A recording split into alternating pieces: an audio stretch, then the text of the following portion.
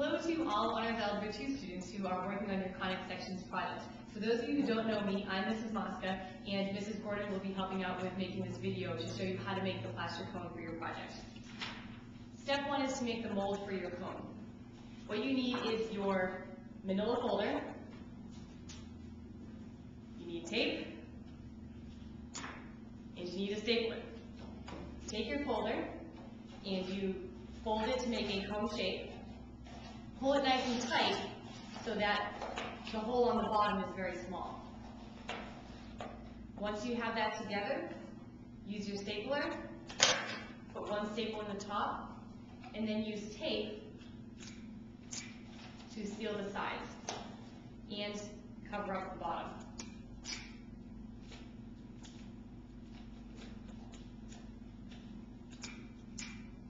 The more tape you use on the bottom, the less strips you'll have.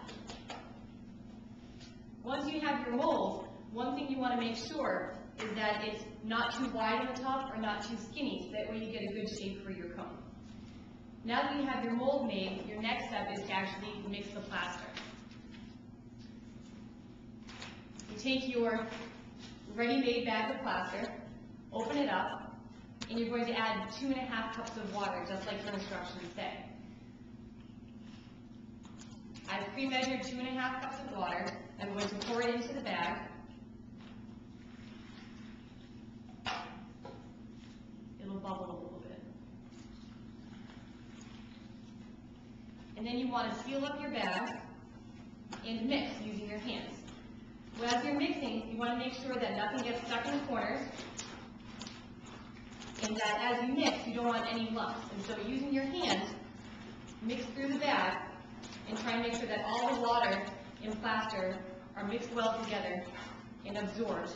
If you keep moving this around, you'll find that there's chunks of plaster in there that you need to break up so it's one smooth mixture of plaster and water.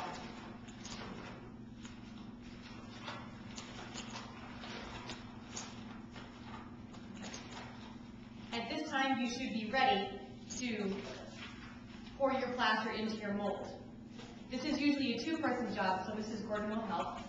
You need a plastic cup for the bottom of your cone to catch any drips, and one person should hold the mold. You open up your bag and very carefully pour the plaster into the mold. If you have too much plaster, don't feel like you need to use all of it. Just fill it up to near the top of your mold. Seal this up. Do not put this in the sink. You must leave the bag sealed, let the bag harden, and throw it in the trash. If you put this in the sink, your parents will be very upset with us. From here, you take your setup with your cone, and in the cup, you just hold it. It should take about 15 to 30 minutes for your cone to harden enough for it to not dent or spill when you put it down. As you're holding it, if you hold the tops like I am, then your cone should remain round on the top and won't have any dimples or dents in the sides. But again, the cup is here to catch any drips that might come out. Some things you'll notice as the cone is hardening is that the paper will get wet and that some water will start collecting near the top. All of these things are normal. The paper should not fall apart as long as you don't touch it, and the water on the top will end up staying on the top there, and the rest of the cone will get hard and ready to go. You may actually even feel the sides of the paper getting warm as the plaster reacts with the water to harden. Again, it should take about 30 minutes of holding it just like this in the plastic cup for it to be hard enough for you to put down.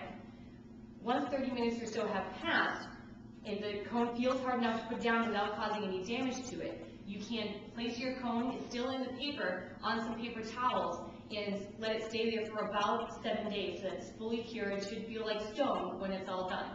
At that time, you'll be ready to peel the paper off and then start cutting the sections out of your cone and ready to go. On the desk here in front of us, there are some samples of finished projects. You'll be decorating and working on cutting the sections out of your cone according to the directions in the project that you have. So good luck and have fun.